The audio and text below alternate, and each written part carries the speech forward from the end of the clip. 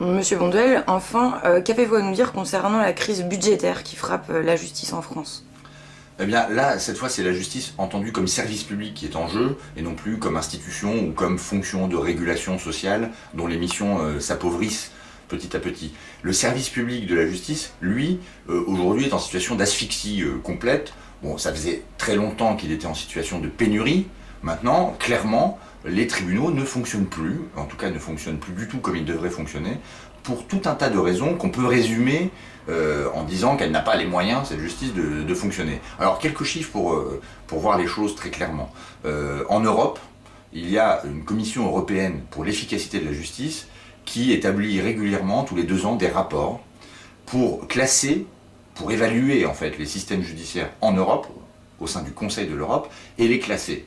Notre rang, le rang de la France, baisse petit à petit, et aujourd'hui, le dernier rapport date d'octobre 2010, la France est 37e sur 43 pays européens analysés. Donc on est vraiment parmi les plus mauvais en termes d'efforts budgétaires pour la justice. Très concrètement, ça veut dire quoi? Ça veut dire que la France consacre en gros 0,18% de son PIB à sa justice. Ce qui est vraiment ridicule. Donc ça se décline de diverses manières. Par exemple, nous avons 3 fois moins de procureurs que la moyenne des pays européens. Nous avons 2 fois moins de juges que la moyenne des pays européens. Si on prend les pays européens les plus comparables, parce qu'effectivement il peut y avoir des écarts entre certains pays, on va en prendre 15, c'est ce que fait la Commission européenne pour l'efficacité de la justice, on est 14e sur 15. Donc vraiment, on est presque au dernier rang de l'Europe. Pour le nombre de fonctionnaires de justice, nombre de greffiers, greffiers en chef, fonctionnaires de catégorie C, comme on dit en France, là on est 39e.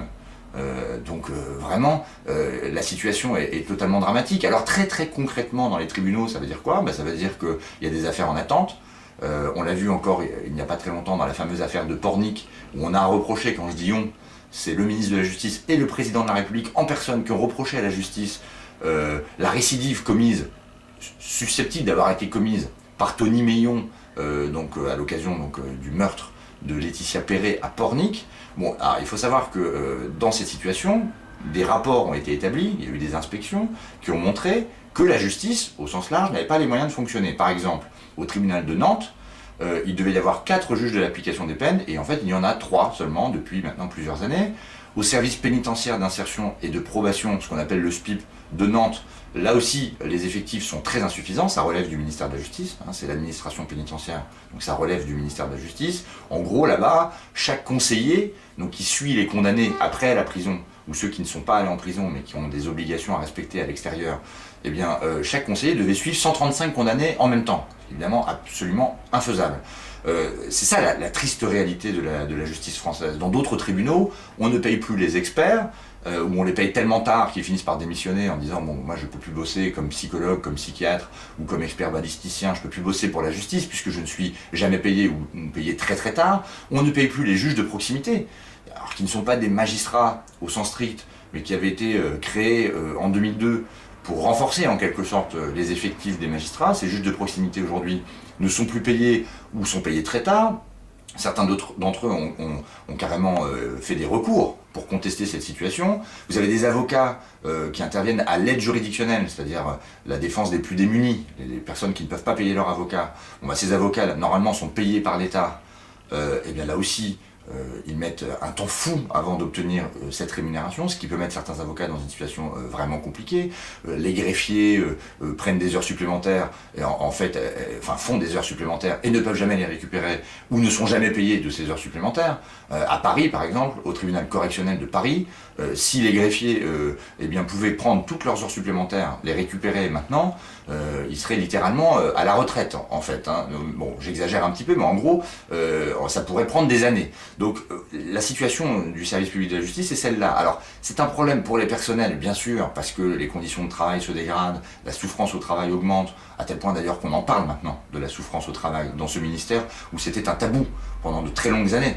Le ministère vient de créer un groupe de travail pour se pencher là-dessus, sur la souffrance au travail, la question des suicides, la question des dépressions, des arrêts maladie, etc., dans ce ministère. Mais c'est surtout un problème pour les gens, pour les justiciables, les gens qui ont affaire à ce service public de la justice, et qui voient bien que le service rendu, puisque c'est bien ça, un service public, n'est plus de bonne qualité. Quand on attend pendant 1 an ou 2 ans son jugement, ça n'est pas satisfaisant, et ça n'est pas lié au fait qu'un magistrat ou un greffier ne ferait pas son boulot, hein, même si personne n'est à l'abri d'un certain nombre de problèmes. Hein. Je ne dis pas que tout le monde fait bien son travail, mais c'est en fait lié à l'encombrement, à l'asphyxie du système.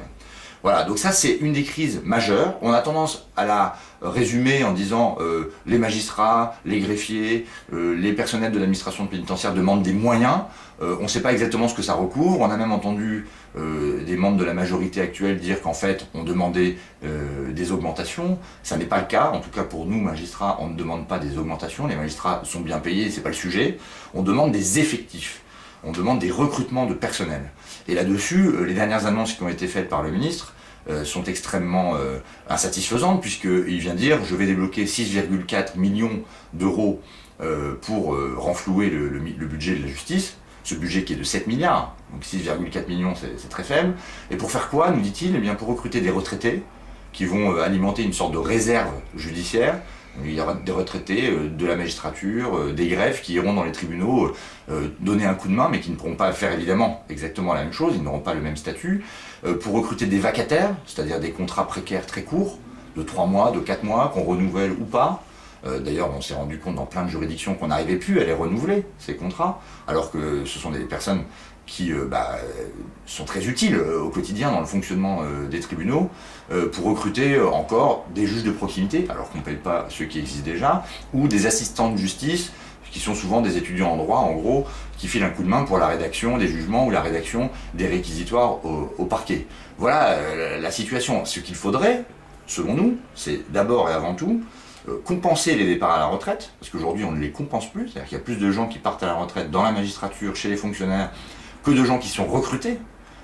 Je donne juste un chiffre.